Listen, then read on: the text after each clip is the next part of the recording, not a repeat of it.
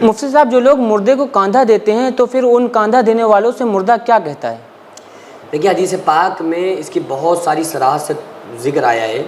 کہ جب کسی بندے کا انتقال ہوتا ہے نا تو اس وقت وہ جیسے ہی فرشتوں کے انڈر میں کسٹڈی میں اس کی روح جاتی ہے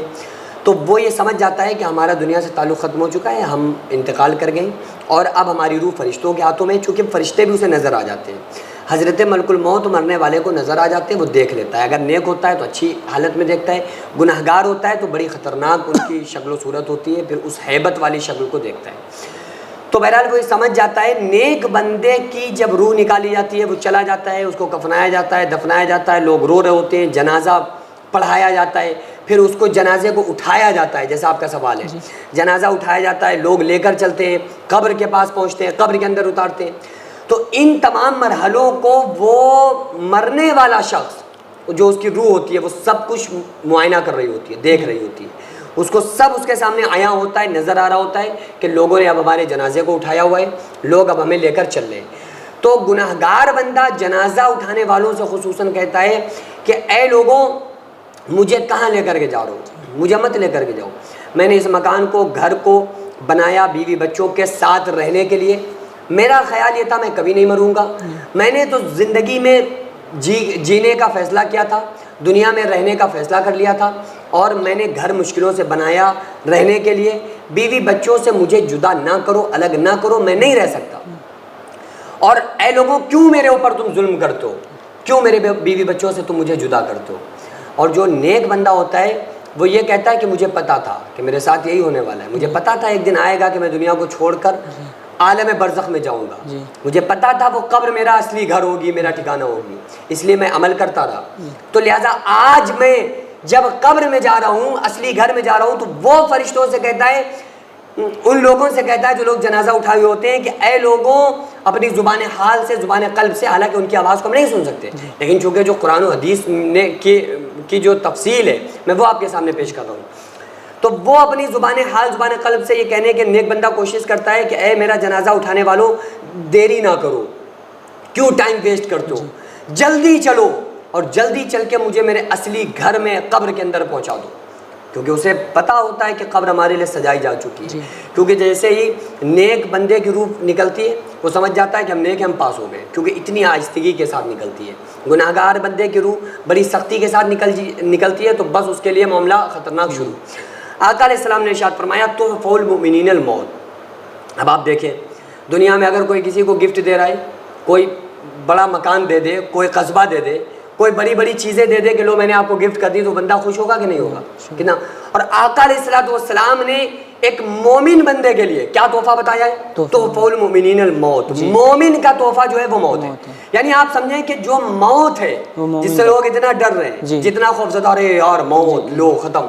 بھائی موت سے آدمی ختم نہیں ہوتا ہے، موت سے زندگی شروع ہوتی ہے، اصلی زندگی تو موت کے بعد شروع ہوتی ہے۔ مولا علی فرماتے ہیں الناس نام، پوری دنیا سو رہی ہے اور لوگ خواب دیکھ رہے ہیں، ایک سپنا دیکھ رہے ہیں، کوئی خواب میں دیکھ رہا ہے میرے پاس گھر ہے، بیوی ہے، بچے ہیں، مکان ہے، دکان ہے، ہم جہازوں میں اڑ رہے ہیں، فلائٹ میں گھوم رہے ہیں، ہر بندہ کچھ نہ کچھ خواب دیکھ رہا ہے، لیکن جیسے ہی موت آتی ہے وہ خواب سے جاگ جاتا ہے، اس کی آنکھ کھل جاتی ہے، وہ کہتا او ہو میں تو خواب دیکھ رہا تھا میرے پاس گھر مکان بیوی پہ، کچھ نہیں ہے، یہ اب ہم موت سے، اب نیند سے اٹھے ہیں، یہ اب ہماری اصلی زندگی شروع ہوئی ہے۔ تو موت پہ لوگ سمجھتے ہیں زندگی ختم ہو گئی، زندگی موت پہ ختم نہیں ہوتی ہے، زندگی موت پہ شروع ہوتی ہے۔ تو اسی لیے یہ جو تھوڑا سا امتحان کا وقت ہے، بھائی آپ سوچیں نا بچہ امتحان دینے کے لیے گیا، جتنی دیر امتحان گاہ میں رہا وہ کیا اس کا گھر ہے؟ کیا وہ مکان ہے؟ وہاں پنکھا ہے، بچہ ادھم مچاتا نہیں بھائی پنکھا لگاؤ، کیوں؟ وہ کہتا ہے یار 3 گھنٹے کے لیے ہیں، بس برداشت کر لو، یہ ہمارا گھر نہیں ہے۔ یہاں اگر ہم اچھی طرح سے لکھیں گے، مائنڈ کو ریلیکس رکھیں گے، ادھر ادھر نہیں دیکھیں گے، تو اگر ہم نے یہاں اپنا پیپر اچھا کیا، زندگی پر پھر ہم اے سی میں رہیں گے۔ اسے پتا ہے کہ یہ ہمارا امتحان گاہ ہے، یہ ہمارا مکان ذاتی نہیں ہے۔ اسی طرح سے یہی تشبیہ موت یہ زندگی کی کہ یہ زندگی کرائے کا گھر ہے، یہ تمہارا اصلی مکان نہیں ہے، پھر کیوں تم اس امتحان گاہ میں پڑھ کر اس دنیا کو پانے کے چکر میں لگے ہوئے ہو؟ پھر اللہ کو راضی کرو، اللہ کے جو وحدانیت ہے، جو توحید ہے، جس بیس پر اللہ تعالیٰ جنت ہونے کا سرٹیفکیٹ پیش کرے گا، پھر سمجھوتا مت کرو۔ پھر اللہ کی ربوبیت کو لے کر، رسول اللہ صلی اللہ علیہ وآلہ وسلم کی رسالت کو لے کر پھر کسی طرح کا کوئی کمپرومائز نہ کیا جائے. تو اس لیے معاملہ یہ ہے کہ آقا علیہ السلام نے ارشاد فرمایا مومن کا تحفہ موت ہے. تو